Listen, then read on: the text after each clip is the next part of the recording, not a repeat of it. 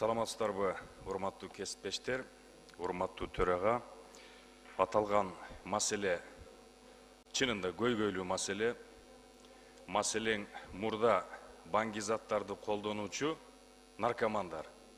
Чет жакада бир неблагополучный үй бүлөдөн же тескерисинче өтө колунда бар үй бүлөдөгүлөр колдонсо, бүгүнкү күндө интернет пайда болгондон бери жаштардын арасында синтетикалык наркотикалык заттарды, аптекалык наркоманияны колдонуу абдан кеңири жайылды. Урматтуу кесиптештер, аталган токтом долбоору 2 комитетте жактырылды, социалдык жана кылмыштуулукка күрөшүү боюнча. Ошондой эле бул токтом долбоорун изилдеп продукт кылып чыгарардын алдында башкы прокуратура, департамент пробации, Ички иштер министрлиги, баңгизаттарга каршы күрөшүү кызматы, дагы башка жабыркаган ата-энелер, бириккен коомдук уюмдар, Орусия Федерациясынын Ички иштер министрлиги, Орусия Федерациясында бул тармакта иштеген эксперттер, Казакстанда бул тармакта иштеген эксперттер менен кеңири баарлашуу, бир деген нече жолугушуулар, деловая корреспонденциянын жыйынтыгында жаралган документ. Анда уруксат этсеңиздер, урматтуу кыргызстандыктар, урматтуу мекендештер, аталган маселе эң көйгөйлүү маселелердин бири. Кыскача 5 мүнөттүн тегерегинде презентациям бар эле.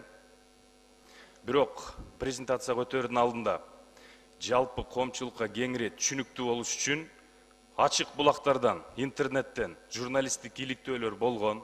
Ошолордун бардыгын үзүндү кылып туруп 3 мүнөттүк видео ролик жасалды. Булар мамлекеттик журналисттер дагы, ЛТР, 24 Алато, жана башка эркин журналисттер дагы.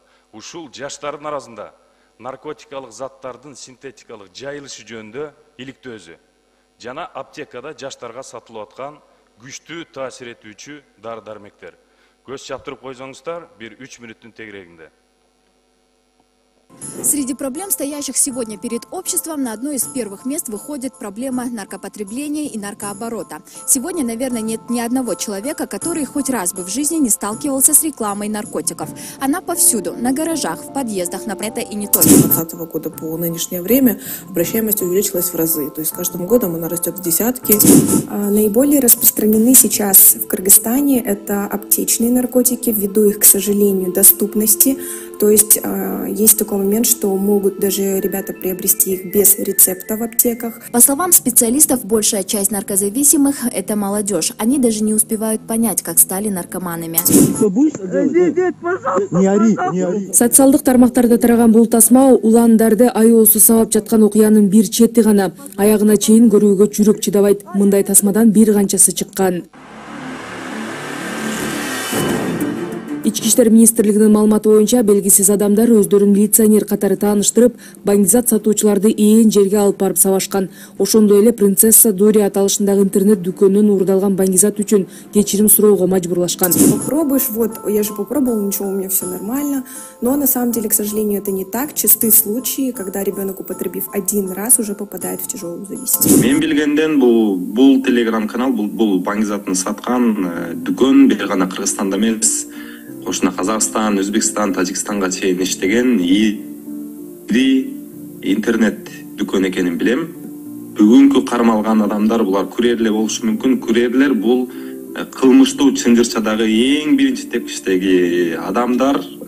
Алар деген админди же болбосо дүкөндү уюштурган адамдардын ээлерин эч качан көрбөйт. Бибосуновдун айтымында принцесса Дури сыяктуу баңгини онлайн саткандарды табуу абдан кыйын. Анткени булар акчаны аягында биткоин менен чыгарып кеткендиктен санарип изи дээрлик калбайт. Бирок күчтүү IT адистерин тартуу менен каналдардын ээлерин аныктаса болот дейт.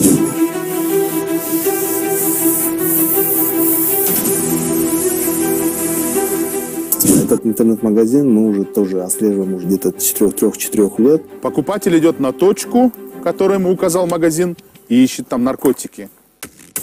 Наркотики обычно закладываются в укромных местах, в подъездах или во дворах. Сейчас просто вал подростковой наркомании, он захлестнул старшеклассников. Неман аптекасында бул ишке жок мындай нерсе болбойт деп буга чейин айтылып келген. Biz bugün karmap oturabız. Было принято решение непосредственно усилить контроль за реализацией этих препаратов. Вот эти наркоманы, какие-то в аптеке тут соседние продают наркотические вещества, и у них крыша едет. Вот они, целый день вот так сегодня. Уже неделя вот так. Мектеп окуучулары 17, 18. Кыздар да бар. Эми мунун ичинде бул гана эмес. Кандайдыр бир мындай таблеткалар бар экен. Лирика дейт мынакей. Кулактар болуңуздар. Өтө опурталдуу. Бизде азыр Бишкек шаар ичинде ушундай балекеттин баары болуп жатат. Заведующийңер номерин бергиле мага. Саламатсыздарбы, биздин рейтинг KG каналынын көрүүчүлөрү. Биз адаттагыдай эле аптекаларга рейдти жүргүзүп жүрөбүз. Бүгүн биз экинчи бөлүгүн тартуудабыз. Аптекалардын эң чоңу деп эсептелген Неман аптекасына кирип өзүбүздүн рейтибизди жүргүзсөк, алар эч кандай багыттамасы жок эле мага тропикалык дарыларды сатты. Не сатып атасыңар муну без рецепта? В результате оперативно-розыскных мероприятий была пресечена преступная деятельность международной наркогруппировки, занимающейся сбытом наркотического средства мефедрон. Был выявлен факт распространения школьниками синтетических наркотиков.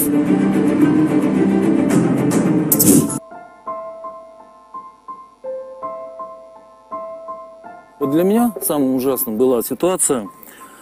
Я лечил парня, прошло много лет, потом мне звонит его мама: доктор, срочно приезжайте, срочно приезжайте.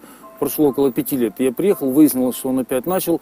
Успешно бизнес-вумен, очень небедные люди, в шикарном доме, а он лежит, мама стоит на коленях, целует пальцы на ногах воскового цвета и говорит: сыночка, вставай, сына, встань. А он уже не встанет, он уже никогда не встанет. Он уже минут 20-30 как умер к моему приезду.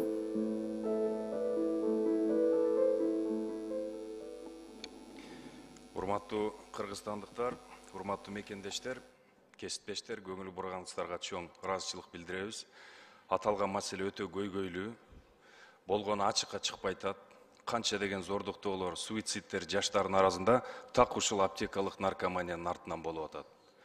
Бардыгыбызга маалым болгондой, өткөндө Алтын Казына ресторанында резонанстуу зордуктоо болду. 2 жаш жигит жаш кызды күч колдонуп зордуктап койду.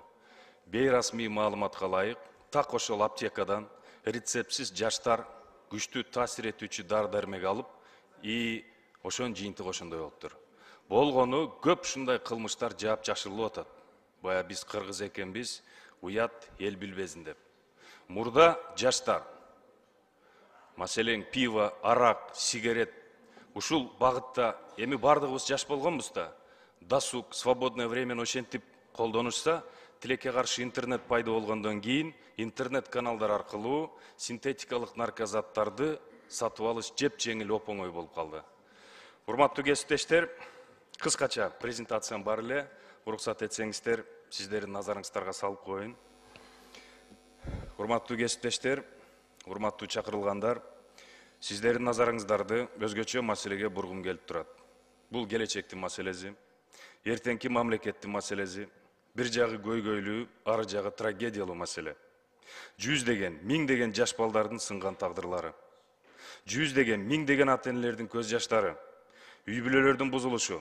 Тактап айтканда, азыркы учурда кыргыздын жаштарынын арасында аптекалык наркомания, жаңы синтетикалык наркотиктердин кеңири жайылып колдонушунун маселеси. Урматтуу кесиптештер, көңүл бурсаңыздар, дүйнө жүзүндө 3 эң топ нелегальный бизнес, приносящий самый баснословный доход. Эң көп акча алып келе турган 3 топ бизнес бар. 3-чү орунда бул курал-жарак сатуу. Бул Бириккен Улуттар уюмунун далилденген аныктамасы. Жалпы обороту караңыздар канча миллиард доллар. 2-чи орунда бул адам сатуу, роботорговля. Эң биринчи орунга наркоторговля чыгат экен. Баңгизаттарды сатуу. Жалпы көлөмү 300 миллиард долларды камтыйт экен. 21-чи кылым маалыматтык технологияларды өнүгүшү менен Кыргыз Республикасы гана эмес, бүткүл дүйнө жаңы коркунучтарга, тобокелчиликтерге дуушар болду. Кылым карыткан касиеттүү кыргызда жакшы сөз бар. Ар бир таяктын 2 учу бар дегендей. Же орустар айткандай, у каждой медали есть 2 стороны. Ансыңарындай, интернет 21-чи кылымда адам баласынын турмушуна киргенден баштап жакшы жактары менен кошо жаман жактарын да алып келди.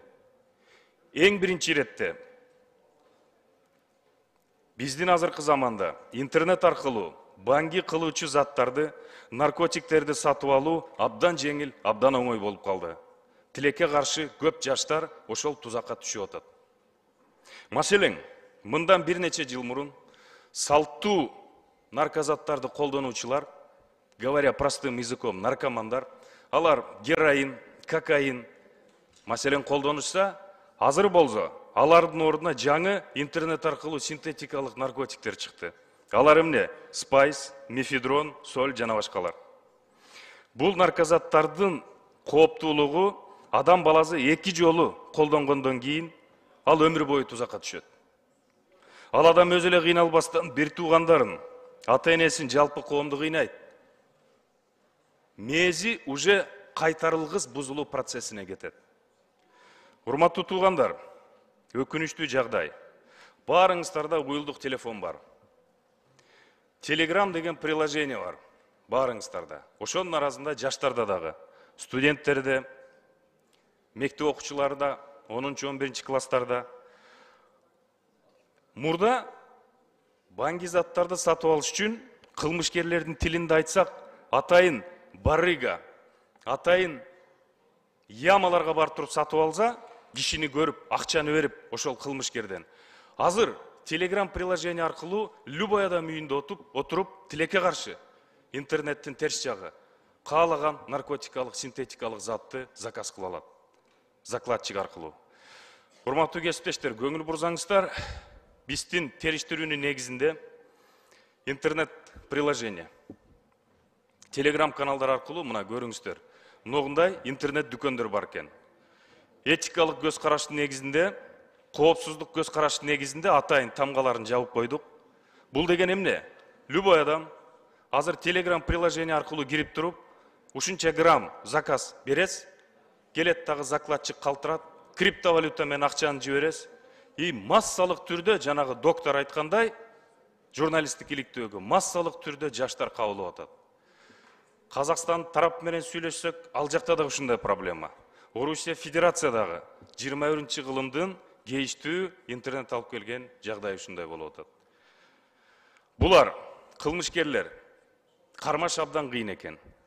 Ички иштер министрлиги менен сүйлөштүк, баарлаштык, эксперттер менен. Маселен интернет дүкөндүн жетекчилери Мексикада отурушу мүмкүн. Же Орусия Федерациянын бир субъектинде. Акча сатып алуу контактсыз, криптовалюта аркылуу, атайын платеждык системалар, Куви банк, Яндекс деньги, дагы башкалар. Мындайча айтканда, колунан кармаш кылмышкерди салттуу түрдө мүмкүнчүлүккө турбайт экен. Бул деген сөз, укук коргоо органдары ушуга каршы аракеттениши керек. Кылмышкерлердин чакырыктарына жараша бир кадамда баса тургандай болушу керек. Илгерки система менен старый дедовский метод менен жүрө бербей. Урматтуу кесиптештер, 2023 жылга карата Саламаттык сактоо министрлиги бизге расмий маалымат берди. 7000 кишинин тегерегинде жаштар бул илдетке илинип, регистрациядан өткөндөр бар экен. А бирок бул чыныгы көрүнүштү чагылдырбайт. Себеп дегенде дээрлик көпчүлүк жабыркагандар жеке клиникаларга барат. Ал жакта статистика жүргүзүлбөйт. Демек, бул цифралар 20 эсе, 50 эсе, даже 100 эсе көп болушу мүмкүн. Бизге Ички иштер министрлигинин статистикасындагы жолдошкон, өзүңүздөр таанышсаңыздар болот, кимге кызыктар болсо биз тиешелүү кагаздарын беребиз. Башкы прокуратуранын да расмий маалыматын көрсөңүздөр, кайсы областтар, кайсы шаарлар лидировать этет. Маселен, Бишкек 1-чи орунда экен. Чүй областы дагы, Ош шаары дагы. Акырын по цепочке бардыгы тартылып атат. Эмки слайд. Урматтуу туугандар, Кыргызстанда мурда 18 жаштан баштап бангиликке кабылып жаткандар тууралуу айтсак, азыр өспүрүмдөрдүн, жаштардын синтетикалык наркозаттарды колдонгонун болуп көрбөгөндөй көрүп жатабыз. Эң оор жагдай өзгөчө аптекалык наркомания деген түшүнүк пайда болду. Эмки слайдты, пожалуйста. Маселен, карап көрүңүздөр. урматтуу укук коргоо тармагында прокуратура, Ички иштер министрлиги тармагында иштеген кесиптештер, сиздер кабардарсыздар, юристтер, атайын илим бар, криминология деген. Ошол жактан бардыгыбызга белгилүү болгондой, ар бир кылмыштын артында организатору бар, подстрекатели бар, соучастник бар и исполнитель. Муногу жаштардын башына айлантып, синтетикалык наркозаттарды жеткирип аткан интернет аркылуу кылмышкерлер дагы өзүнчө усовершенствованный кылмыштуу топ болуп алыптыр. Карап көрүңүздөр, булардын өздөрүнүн уюштуруучулары бар. Чет мамлекеттерде отурган. Кураторлары бар, жерлерде бекитилген, среднее звено. Графитчиктери бар. Мисалы үчүн Бишкекте мына үстү жакта да жаштар отурат. Сиздерге дагы жакшы маалымат катары кабыл алып койсоңуздар, көп кабаттуу үйлөрдө, королордо, заборлордо спрей менен жазылган, ошол интернет дүкөндөрдүн даректери жазылган. Кайсы жерден наркозаттарды сатып алса болот. Мына ушу графитчи классификациясы. Булардын маркетологдору да бар экен. Кадимкидей бизнес структурада изилдешет экен. Кайсы тармак айрылуу катмар, канча жаштан канча куракка чейин. Эң төмөнкү деңгээлинде закладчиктер экен. Бул маселеге көңүл бурбай коюуга болбойт. Себеп дегенде сиздерге көбүңүздөргө деле каттар келип атса керек. Россия Федерациясына иш сапарга чыкканыңыздар дагы маалымдарсыз. Кыргыздын 100 деген, если не 1000 жаштары азыр Россиянын түрмөлөрүндө закладчик болуп отурат. Кээ бирлери билип барган ошол мыйзам бузуулукка, кээ бирлери билбей барган. Закладчик эң төмөнкү деңгээли. Заказталгандайын ошо наркозатты тиешелүү жерге калтырат. Аптекалык наркомания. Урматтуу туугандар, бүгүнкү күндө мына өзүңүздөр көрдүңүздөр. Бардык журналисттер, бийликчил, аркы тарап, берки тарап бул маселеде бир муштун түйүлүшүптүр. Жаштардын арасында аптекалык наркомания күчөдү. Коомчулуктун арасында дагы бул маселе курч. Аптекалык наркомания болуп көрбөгөндө күчөдү. Бул эмне? Мээге күчтүү таасир этүүчү дары-дармектер. Алар негизи только врачтын рецептин негизинде сатылышы керек. Бирок тилекке каршы, там, где бизнес, там жизнь, здоровье человека отодвигается на последнее место. Жана журналисттик иликтөөдөн өзүңүздөр көрдүңүздөр. Неман фирма, эң чоң аптека. Дагы башка аптекалар бар. Аудио, видео тасмалары менен далилденген.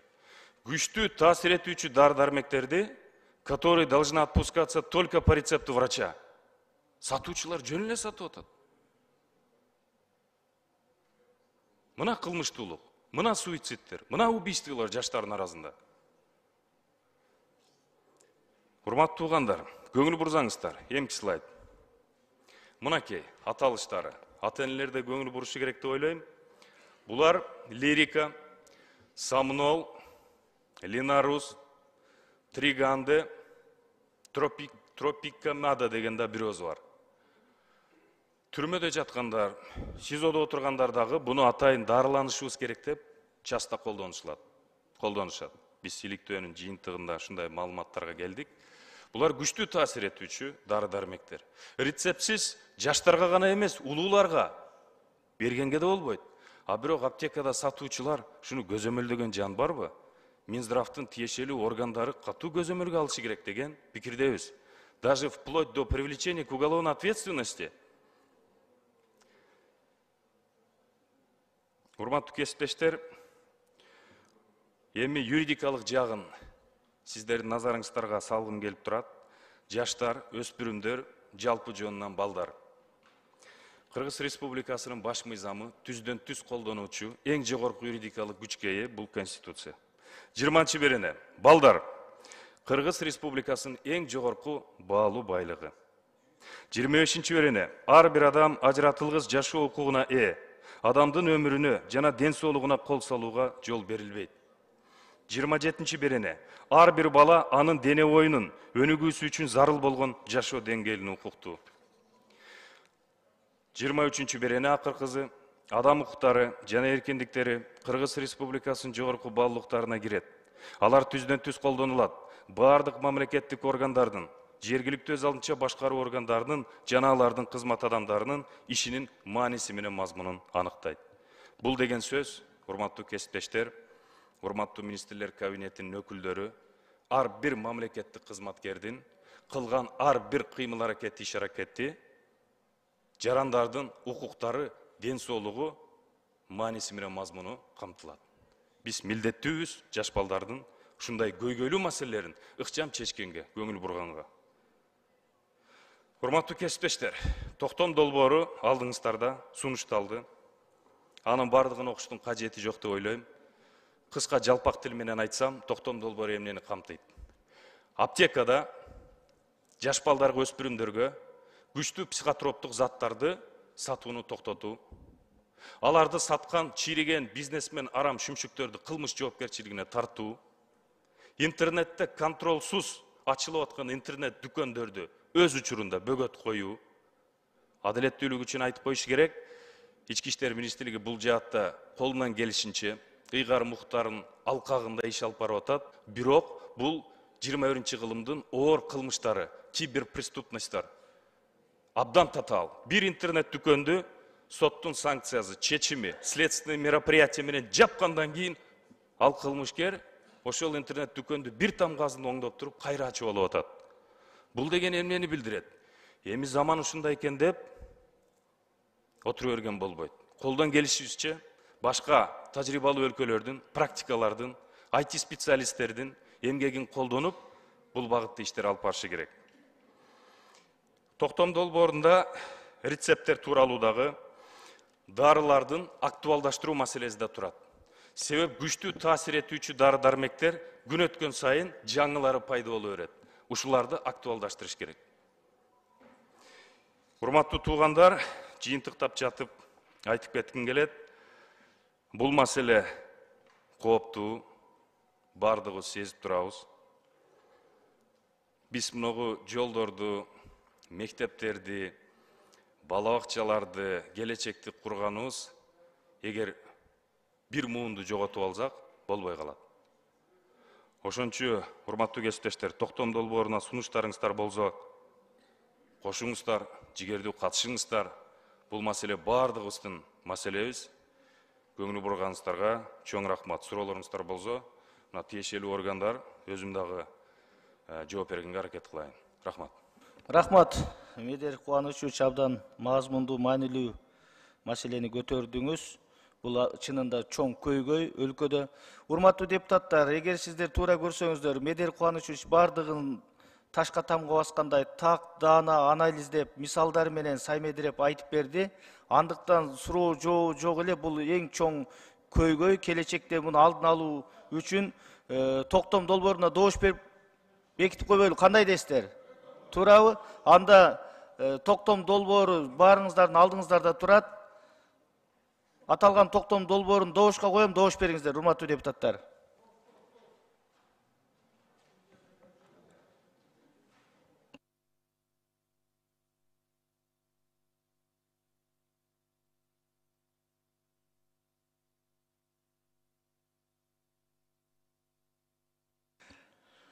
Макул 81, каршы жок, баары 81, катталды 84.